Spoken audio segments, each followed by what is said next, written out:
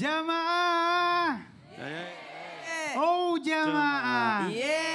Alhamdulillah. Masya Allah Bapak sehat. Alhamdulillah. Iya pakai ini yang Alhamdulillah. baik. Iya namanya siapa? Bapak Ade. Bapak Ade. Berarti nggak pernah jadi kakak ya? Enggak. Namanya jadi Ade. Namanya terkenal di mana-mana. Namanya terkenal. Mau kemana, Dek? Oh iya benar. Mau kemana, Dek? Bisa. Ya Bapak Ade yang nggak pernah jadi kakak. Iya. Pernah nggak nih diuji sesuatu tapi istrinya sabar banget? Alhamdulillah. Saya begitu usaha sekarang bangkrut gimana gitu. Usaha apa? Usaha ya dari kecil-kecilan Ada ya. ada aja lah. Baik ya Allah mudah-mudahan nanti jadi bangkit lagi ya. Istrinya mana sih istrinya? Oh pas di sini juga, pas banget sini. Iya. Nah, Bapak cerita dulu dikit. Iya. Bangkrut terus gimana? Bangkrut biasanya manyun dulu. Manyun dulu. Manyun ke Iya. rumah nggak pernah. Pak ke sini nggak pernah bawa uang. Manyun begitu. Oh, tapi jadi- saya usahain. Saya gini kan sabar gitu. Nggak usahanya lagi begini. Gimana Mam? Dilanya sendiri ya. Biarin aja dia mau Sebentar. cara istri. Jadi istilahnya Bapak ini bangkrut yang dipikirin pertama kali bagaimana menghadapi istrinya. Iya, gitu. Bagaimana yang biasa bawa pulang uang akhirnya nggak bawa pulang. Iya, Nih, gimana istrinya nih? Baru kita tanya untuk nyikapin ame suami yang lagi dalam ujian seperti kebangkrutan dalam usaha. Ditemenin apa ditinggalin? Ditemenin aja. Allah. Setia, selalu Setia sama ya Bapak, Allah. iya. Susah seneng barengan. Bareng-bareng, Iya, iya. boleh salim dulu ah. Terbalik. Salim ya macam-macam. Kenapa jadi? Ya udah, inilah yang namanya sakinah mawadah warahmah. Amin. Jangan mau pas senengnya aja, pas susahnya kagak mau. Berkah terus Bapak Amin, ya. amin. Tepuk tangan Terima dulu kasih. yuk, Masya Allah. Aduh, ini namanya happy wife, happy life ya. Nah, kita akan lihat nih di sini ada perjuangan istri temani suami yang sakit. Kita sikapi dulu yuk. Oh ya gini loh, kalau misalnya salah satu, kayak katanya Ustadz ya, salah satu ada yang diuji di dalam rumah tangga, artinya itu bukan cuma buat dia doang, atau buat suami doang, atau buat istri doang. Tapi sebenarnya itu ujian untuk seluruh keluarga. Nah ini mohon ya ilmunya, sehingga akhirnya pada saat kita diuji, itu adalah merupakan ujian sama-sama. Silakan Ustadz. Baik, bismillahirrahmanirrahim. Terima kasih Bang Ali, tabe guru kami Habib Nabil, Ustazah Lulu, para alim ulama, jamaah. Baik. Ada nggak yang hidupnya tidak ada ujiannya? Mesti ada ujiannya. Ba'da qul a'udzubillahi minasyaitonirrajim. الذي خلق الموت والحياة ليبلوكم أيكم أحسن عملا وهو العزيز الغفور. Jangan tidur malam sebelum baca surah ini. Surah apa tadi itu? Surah Al-Mulk yang bisa menerangi kubur. Tapi kalau kita renungkan ayat-ayatnya, baru ayat 2 Allah sudah katakan hidup dan matimu itu adalah ujian untuk melihat yang paling ahsanu amala, yang paling berkualitas amalnya. Maka kata ulama, memperbaiki amal lebih baik daripada memperbanyak amal. Karena banyak orang, banyak amalnya tapi kurang bagus kualitasnya. Ini memperbagus amal. Artinya apa? Dalam keadaan apapun bisa kita menambah pahala. Bersabar dalam ujian rumah tangga. Kalau dipandang sebagai ujian itu ada pahalanya, maka pahala itu mengalir terus. Sabar dalam rangka mengingatkan istri dalam sholatnya. Sabar sang bapak mengingatkan anak-anaknya sholatnya. Sabar sang istri untuk mengingatkan bapaknya untuk berjamaah ke masjid. Subhanallah, Ustaz tiap hari, berarti tiap hari dapat pahala.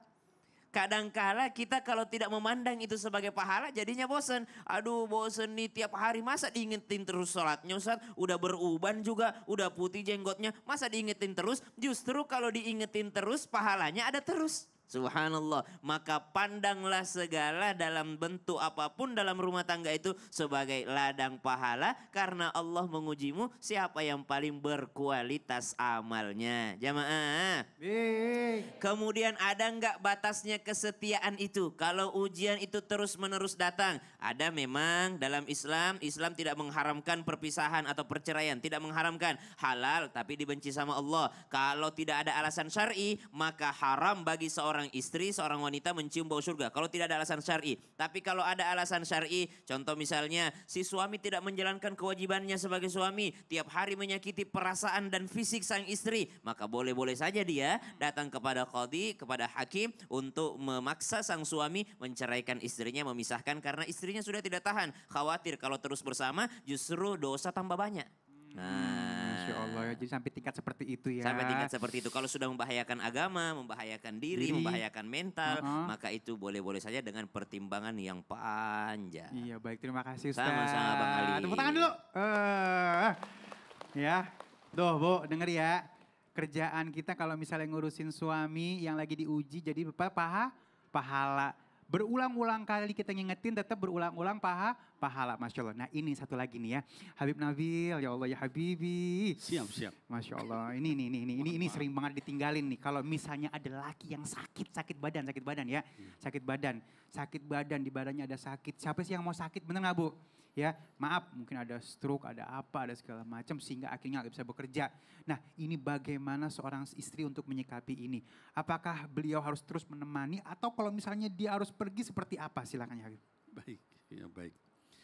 Bismillahirrahmanirrahim. Alhamdulillah wassalatu wassalam ala Sayyidina Muhammadin wa alihi wa sahbihi ajma'in wa sallim wa ba'd. Yang saya hormati Ustadzuna Syam dan juga Ustazah Lulu. Dan juga para pemirsa baik di studio maupun juga di rumah. Jadi kalau suami kita sakit ya, sakit-sakitan ya bahkan tadi contoh sakit parah, stroke, tinggalin apa enggak ya gitu ya.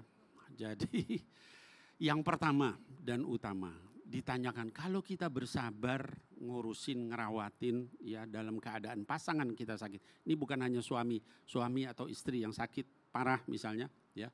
Apakah itu pahalanya besar? Sangat besar. Saya katakan kalau kita ingin berada di puncak surga adalah pada saat pasangan kita tidak berdaya, kita berada di sampingnya. Ya. Jadi sekali lagi kalau kita ingin di puncak surga, saat pasangan kita tidak berdaya, kita ada di sampingnya. Ya. Nah tadi dikatakan kalau misalnya sakit parah itu seperti apa? Nah saya ingin sampaikan Bapak Ibu sekalian yang baik suami maupun istri. Bukankah ketika dia sehat, dia menyayangi kita?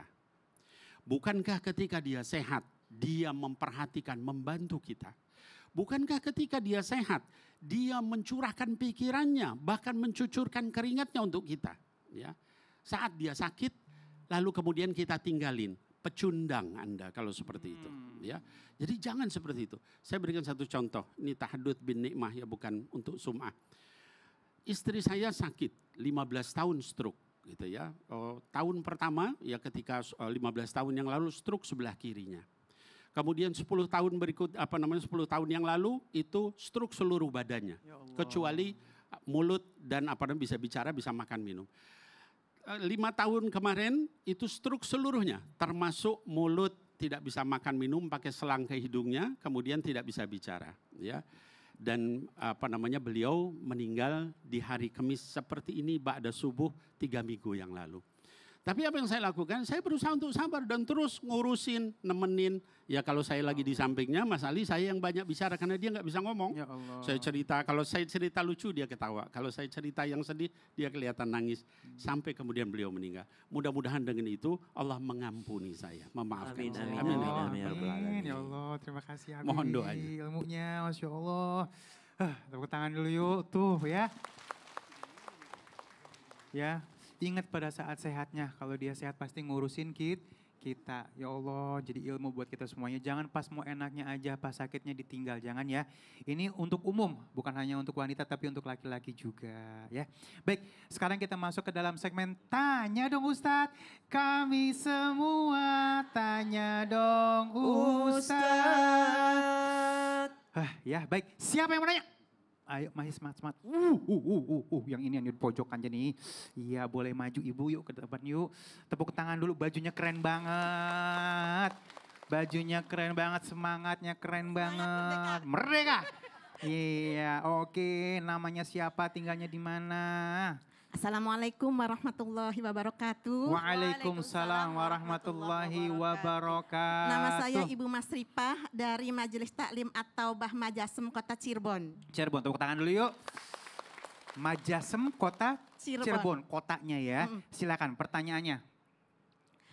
Saya akan bertanya kepada Ustadz. Ustazah. Lulu. Iya, Lulu. Iya.